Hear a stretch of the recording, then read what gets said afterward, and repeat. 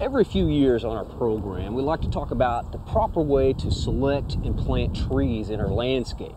So today we're going to get some great advice from Mark Bays, our state urban forestry coordinator for the Oklahoma Department of Ag, Food, and Forestry Services. Hey Mark, welcome back to the program. Yeah, I appreciate you inviting me back. It's always a pleasure to come. Good to have you. Well, out here we've got a research project going on, but it sort of mimics what you would see in a nursery when you're walking around looking for trees that you might want to select for your garden. And as we walk along here, maybe you could tell us some trees that we would want to stay away from, and maybe show us a few that we would like to select. Right. When you go to any garden center, it can be overwhelming because you just walk in and there's just rows and rows of trees, you know, similar to this, just rows and rows of trees. And there's just a few things that you probably should look for. Most of our established nurseries are pretty selective about the trees, but even then, times some trees can kind of sneak in, and so that aren't so great. Yeah, and so it's just a few things to look for at the nursery can prevent some long-term problems that you'll see years down the road. Okay. Well, what do you think about this specimen right here? Well, it's a maple, and I mean, the size of the tree is pretty good for the size of the container. So that's the first thing you want to look for, is make sure that the tree is of good size for the size of the container, and that's good. But this right here is what concerns me the most, is that at some point in time when this tree was growing, two buds burst, and now what we have are codominant stems here. And the reason why that may be a problem here is if you look right here, you'll see that this is developing what we can call included bark. And that's where the bark of this stem and this stem become in contact with each other.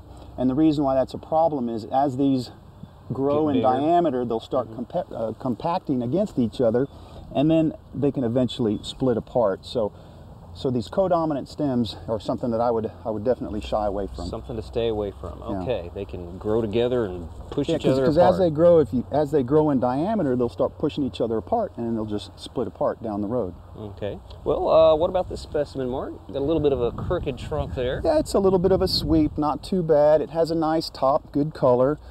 Whenever I see sprouting down towards the base of the tree, I kind of wonder maybe the bottom was damaged at some point in time, and then there's some buds that are just underneath the bark that'll start sprouting. So if I see a whole lot of sprouting of these little succulent, I guess you can call them suckers down here on the bottom, I might tend to think that I might want to shy away from that tree.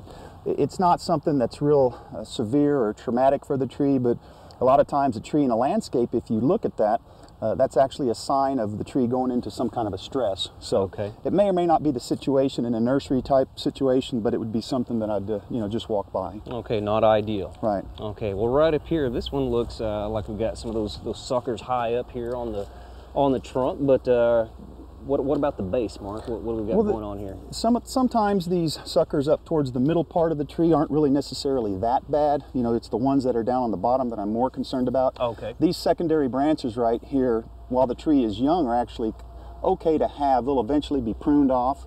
And what you have here are trees that, when you have these up and down the trunk of the tree, they can actually help the tree grow taper and strength. And so if these were a little bit high up rather than down on the base of the tree, I wouldn't be that concerned about it, because as the tree grows and matures, we could prune these out. All right. But on this particular one, what we usually like to see in a tree in a container is where it comes down and begins we call it the root collar, where it just spreads out. And this is pretty much tapered. You see, this is the same taper on both sides, and it just starts to widen just a little bit, but not very much. So this suggests to me that this tree could be a little bit deep in the container, and you can see that it's a little bit deep right now. It's starting to flare out here. So it's not terribly deep, but usually in these containers you do like to see a little bit of that root flare in place. Okay, you don't want a tree in a pot that looks like a telephone pole stuck in the ground. Right, exactly. A little bit of flare at the bottom. Right.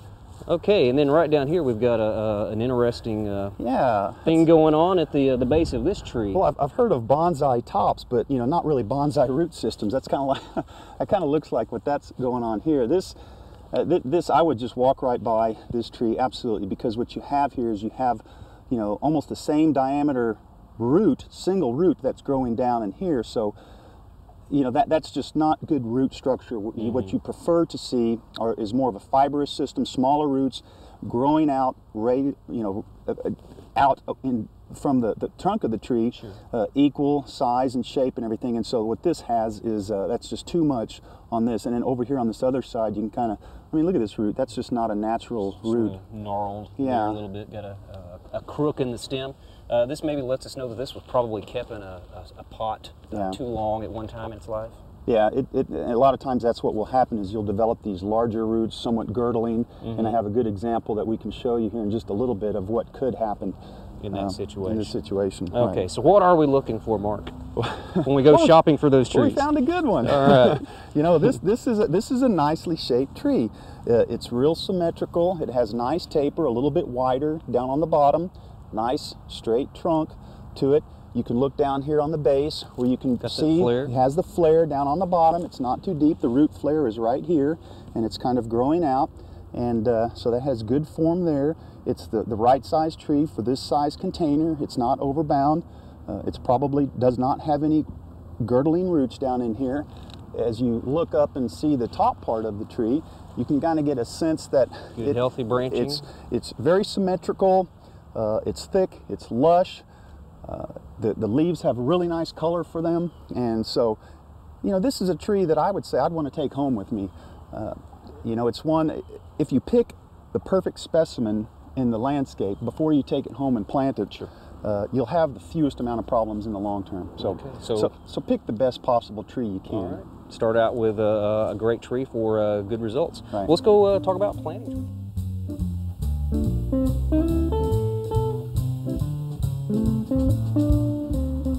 Well, Mark, we've got two Oklahoma-proven species of tree right here. We've got the bur oak and the ball cypress, and we've selected these to possibly plant. But independent of the species here, which of these two individuals would you select for planting? Well, I mean, at first glance, you look at them, and they both look to be wonderful trees.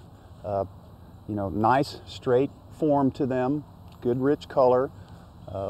The bur oak has just a little bit of tattered to it because, you know, it's probably just had a little bit of scorch during the summer months, but, you know, but that's really not that bad for an oak tree. They have great big leaves like that, so that's not necessarily a bad thing. So, you know, on the surface, they all look really nice. The one thing I'm looking at this, the bald cypress, though, is when I look at the size of the tree for the container, I was a little bit concerned about the trunk diameter versus the size of container. I mean, that's pretty large diameter tree for so a little bit smaller. So what in this case, I would want to go ahead and actually look to see what's going on with the roots. And you can do that very carefully. You just kind of shake it a little bit and kind of notice that there's a tremendous amount of fiber roots that are all through here, and particularly looking on the bottom here. Now that's, you know, and look at the large diameter roots here that are inside this container. You know, this is one of those that I would give it a coin toss. You know, it could be possible to you know, to put this tree in your landscape and kind of experiment with it, but the problems that might form might be years down the road, and you have a lot invested in that tree. You know, I'll show you here in just a second girdling roots around here, and these are kind of straight. They're not really circling, but I don't know what's going on underneath this soil. It could be some more of those larger roots that are circling underneath here that we can't really see. So, you know, at first glance, this really appears to be a real nice tree, but it's just a little bit large for this kind of a container. So I probably would think that this would not be one that I would want to plant. Okay, so we'd probably go with the bur oak here. Well, I like the bur oak. It's very symmetrical. It has good foliage. You know, about half of the trunk is covered in foliage, and that's what you like to see. You don't like to see 1/3 and 2/3 just bare trunk. It's good to have at least half of that in foliage. Has a nice straight trunk. You can see the taper. You don't have any roots exposed here and everything. A little smaller for this size container, so I think this would be the better tree of the two. Okay, so we can plant this bur oak. Yep. Well, Mark, right here we've got this tree wrap. What do you think about that? What's your opinion on these things? Well, this is you see this common in nurseries sometime because when they transport the trees from the wholesale nursery to the retail outlet, they want to protect this trunk. So this is actually a good thing to see. You see it here with this plastic. Have some paper here that you can kind of see wrapped around sometimes, but sometimes that hides things. So if you have any wrap, you know, on a tree that you're wanting to buy in the nursery, whether it's paper or plastic, just look underneath it. Okay. You know, take it off, cut it, remove it, pull it up, because sometimes there might be some scars or something underneath there that you might not want to take home with you. So, so just take it off. All right. Now, once you get your tree planted, there are some trees that tend to get sun scald, southwest injury, and those kinds of things that you might want to wrap during the winter months. Maple being one of those trees, so so it might be okay to kind of put that wrap back on once you get it planted. Okay. Well, these two trees are in two different types of containers, and there are a number of different containers and ways that trees come to us, and you've got some examples right here.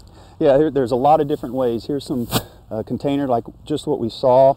There's a lot of differences in containers. We have like a real smooth container tree. Those are the ones that you really got to be careful about, because a lot of times this smooth container will encourage circling roots. I mean, there's nothing to kind of encourage those roots to grow down. So on those smooth ones, you really need to watch that. Okay. This is a little different style here. There's some ribs in it. You can kind of get a sense here where it's not smooth. Perhaps if those roots grow out and hit one of these little grooves, they'll kind of start downward and kind of fill up the pot, rather than continue around in a circle like that. While those roots are young and impressionable. True, that's right. Go straight down. You can form them. Okay.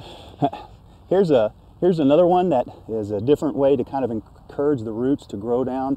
You can kind of see it's almost a sawtooth shape here. So if that root happens to grow this way, it hits that, and it's kind of prevented from growing to the side like that, and so it's more of a rigid way for it to kind of grow downward. All these have holes in the bottom of them too, and that's just so the water can kind of filter out. Okay. And this is one of the more recent ones that are in place. I think Dr. Carl Whitcomb helped develop this kind of technology. And you see it's kind of a tapered root.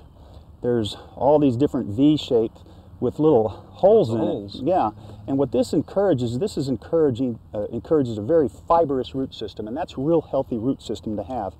You know, the tree root will grow over to here, it'll grow down, it'll hit this air, it'll self-prune itself and continue to develop a real fibrous root system, rather than grow in diameter like the tree that we saw, that first one, that the bald cypress. And so what this kind of a pot creates is a very fibrous, healthy root system, and those are the ones that we're seeing anymore that tend to do best. If you have a real fibrous root system in place, it's really best for that, helping the tree become established. Okay. And sometimes trees come to us ball and burlap. Ball and burlap is something I would, this is treated ball and burlap, and a lot of times bare root trees are, you know, they put this to protect the soil, to keep the soil in place around the root, and that's always good to do. This has a little green tint to it, and so this tells me that this is treated burlap. Now I would go ahead and cut half of this down off the root system, because what you want to do is make sure that the tree has the best chance to grow out into the surrounding soil, and this just gives it something else for the tree's root to have to grow through. And so just cut half of it out. I mean, if it's not treated, maybe it will biodegrade, but why take the chance? Right. Give our trees the best fighting chance. That's right. This is a grow bag container, and this is one that you absolutely need to take off. It has plastic bottom, a fabric membrane cloth. This will just not decompose. So if you have your tree in a real thick cloth like this with roots kind of poking through it, that's okay, but you would absolutely want to remove this off your tree. Okay. And this one here is just another style of it. You know, kind of a fabric membrane cloth with small holes around it, and this technology, it develops a real fibrous root systems, because the roots grow through these small holes, and there creates a little bulb of root on the inside here, and so there's a lot of stored food in the root there, and it'll just kind of get established into the soil pretty quickly. But again, you'd want to remove this. Okay. Just peel those off of that root ball before you put them in the ground. Okay. And this is just another smaller version of the same thing. Okay, for the smaller trees. Right. We sometimes see trees that are in situations where they've been ball and burlapped, and then they have this big metal cage around them. What about that? Tree jail. That's what we tree call jail. Okay. No, just kidding. What this is, you know, that's a pretty big size root ball. So, and this is probably a pretty good sized tree that they had in here. And so to make sure that that root ball stays intact around the roots of the tree, not create air pockets, sometimes they'll wrap it real tightly with this wire basket. Okay. And that's okay, and it's a good thing to do on larger trees, because just in transport, a lot of times they can just protect that.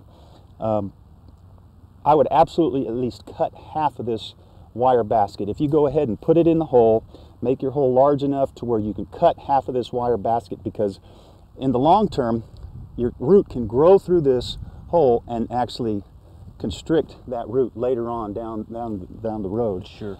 I've pulled these out of the ground 15 years and they haven't decomposed, so they stay in the ground a long time, especially the galvanized ones. Very quickly. Okay. Well, right here we've got some examples of some trees going bad. And these didn't make it. These didn't survive, huh? And this is some of the things we saw. Some of the gnarly roots. The roots that were going, and this is what's going to happen. This is what you don't want to see. This is a tree that's been left way too long in the roots or in the container that it was in. So I just brought these along because these are the kind of things that are going to continue to happen with those the trees that have those girdling roots, and it's just not a good situation. Okay, those round pots. Right. Again, those roots just keep circling and circling. That's and, right. When the tree gets older and we get some sort of strangling by the roots as they get larger and just sort of choke the tree from time to time? I was in Denver this past winter, maybe it was a winter or two ago, and there was a large pine tree that was just falling over for no reason. And a friend of mine, of course, I have to go look why. Sure. and we looked down 2 feet down in that hole. There was a root that had constricted that tree to the point to where it just really choked it, and a wind came through and it just fell over, just right there where that root was girdling. So it's years down the road that these will be a problem for the tree. Okay, good examples of what you're talking about there.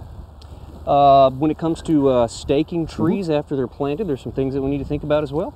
Yeah, there's a lot of different staking material out there, garden hoses, wire, all those kinds of things. I've seen more damage done by staking than about any other thing. So proper staking, I think, actually can help a tree, but you want to make sure that you don't cause problems for the tree. We have a lot of wind here in Oklahoma, so sure. So it's really good to stake some of the trees, particularly in a real windy location. Just be careful about what you use. I like to see this mesh cloth used. It's wider. It doesn't cut into the trunk of the tree, and that's where the damage that I think that I've seen more than anything is like this real thin cable. If you put it on the trunk of the tree and put it real tight like this, well, it's just going to cut into the thin bark, because young trees have real thin bark, and as it moves in the wind and everything, it'll cut in and cause problems for that. Okay. So I tend to like to see this thicker, wider and softer. The wider and softer being used, and don't dig it into the bark of the tree. Go back and monitor it.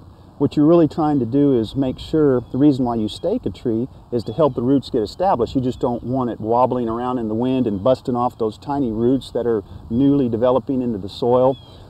It's okay for a tree to move a little bit while it's being planted, because you don't want to cinch it too tight. You don't want to cinch it too tight, because it'll help grow taper on the tree and be a stronger tree if it moves a little bit. You just don't want the tree's roots to move too much. Okay, and this is just another variety of synthetic, real slick, soft. Slick, okay. This is, it can get pretty high tech. This is one that just you put around a tree and you stake it, and it just kind of keeps the tree in place like that. Okay, all right, another good staking item. And what happened with this tree, Mark? It obviously didn't make it. Well, it didn't make it, but this just kind of tells you that no matter what you do, if you choose the best tree, plant it the best way, boy, in Oklahoma, there's always something that could go wrong, so don't be discouraged. This actually is something that we think it might have been a gopher that came in here, and you can kind of see the little teeth marks here that kind of chewed away at it. So we can do the best thing, best way, best care, but even in Oklahoma, something happen. Might go wrong. Yes. Well, let's do the best we can to make sure the tree that we plant is going to survive. All right.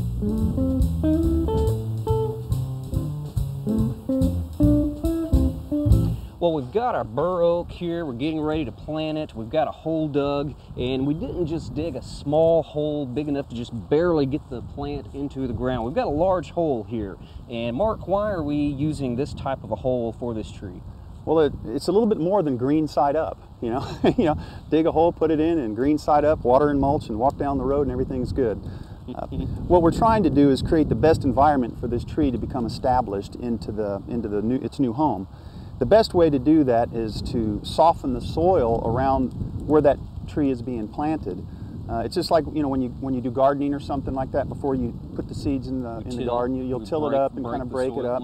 And the reason why it's important for trees is that they actually need a little bit of oxygen exchange in the soil for those trees' roots to grow through. A lot of times when you're planting a tree in your yard, or just usually in any urban environment, a lot of times the soil here in Oklahoma is pretty compacted, so you'd want to plant a wider hole and not necessarily a deep hole. The rule of thumb to follow is at least 3 times the width of the diameter of the hole or of the pot that you have. Okay. And I've heard of some people even going as 5 times as wide as the diameter. So that's the reason why we have it a little bit wider. Okay. Now the other thing to look at is how deep are we planting the hole. You don't want to put it too deep, because if you put it too deep, the tree becomes settled. And remember the tree we saw earlier that with we want to make sure that root flare stays up above the soil, and we don't want to plant it too deep. So that's why putting it too deep, it'll settle in. If you do happen to dig your hole a little bit deep, go ahead and just throw some soil back in there, tap it down, and it won't be a problem. Okay, so if we set this in place, we can see about how deep the hole is here. Yeah, here we go. Kind of put it in the middle there, and you can use a stake, just a rake or anything like that. We're just using a bamboo stick here, and what we're doing here is we're just laying it across. That shows us the natural height of the soil and the surrounding area. You don't want to do the bucket. You have to look through where the soil is in the bucket. So if you look here, you can see here that this is just about the level of the soil that's in the bucket. That's a good point. I think a lot of people would think, well, this is how deep I need to do the hole, but this is what you need to look at, the height of the root ball there. And sometimes what you need to do in a nursery setting is sometimes soil gets added, mulch gets added in a nursery setting and everything. So if you have any of that, dig down until you kind of get to see some of the fibrous roots, some of the flare of the tree and everything, and push that soil away. A lot of times trees I've seen planted too deep because they do add that soil afterwards, and they might put it an inch or so deep like that. And so just kind of pull that away, see where that root flare is, see where the fibrous roots, and that's the level that you want to plant it. Okay, so we're looking pretty good here. Looks really good to me. Okay, now Mark, we're not going to add any compost, anything like that around the root ball, are we? No, we really want to give that tree, what it's going to be growing in without its whole life. I mean, we've experimented a lot with different compost and mulch and additives in the soil, fertilizer and everything, and if that's a healthy tree, it really doesn't need any of that in the first year or so. You don't want to trick the tree into believing that there's anything more available in the soil than what's already there. So we don't want those roots to stay there. We want them to... In a clay soil, if you add all those additives, that could happen. Yeah. We have a lot of clay soils in Oklahoma, and so if you put a lot of those additives in that planting hole, those trees' roots are just going to love that. They'll do well for a number of years, but when it 10 years down the road, it probably won't encourage those trees' roots to grow out beyond that hole. So you're actually putting that tree in a hole. Okay. I mean, in a pot. Now the other thing to think about too is this is really nice soil. You can just break it away with your fingers. If this happened to have a little bit more clay content into it, you can kind of even see here on this. See how this is kind of smooth right here? That's not too bad because there's a lot of loamy, sand in here and everything. If that happened to be a clay soil, just your shovel would glaze down, and it could be like a little slick area if that root to grow out through here. So if you have a clay soil, what you would want to do is just come in here, kind of chip that up a little bit, rough it up a little bit, to where it'll those roots will grow out and kind of catch into that a little bit. So that's the other thing, especially in a clay soil, that you might want to consider doing. Well, Mark, our hole is dug. It's the right depth. Let's go ahead and plant this tree. All right. Get all this out of the way, and you want to be careful when you're pulling it out just a little bit for that first time to make sure that there's, the soil stays on the tree. If you see any circling roots or fibrous roots, it might be okay just to go ahead and kind of scratch those and break those up a little bit too. Okay, loosen those just a little. Yeah. Okay. So Mark, when we're putting this tree in the ground, what do we need to think about? Well, you just want to make sure you put the same soil back in around the root system. You have the tree in the middle of the hole. Don't pack it down. Just shovel it in, and you don't want to compact that soil again after you've fluffed it up. After you've done that, you want to get that soil at the same level that root ball is. Kind of lightly dust the soil, use your hands, pat around, get dirty, it's okay. And then create a water well around the side, because that way when you water the tree, you'll be able to water it, and that water will deeply water that whole tree's root system, and that's what's really important, to water the whole root system. Okay, and what about mulch? Mulching, that's the last thing you do, kind of the icing on the cake. Just go ahead and put the mulch around the tree. You want it to be several inches thick, and that way it'll protect it during the winter and summer. You don't want this. I mean, volcano mulching is a terrible, terrible thing for it, because rodents can hide and everything behind the tree. So what you want is at several inches around the whole area where the tree was planted, pull it away from the trunk of the tree. You don't want anything in contact, decay, mice, things like that kind of get in there, and so that's what you want to do. Okay, and we'll water this in. We'll keep it watered about once a week the first year and about once a month every 2 years after that, and we'll hope it is successful. Thanks a lot, Mark.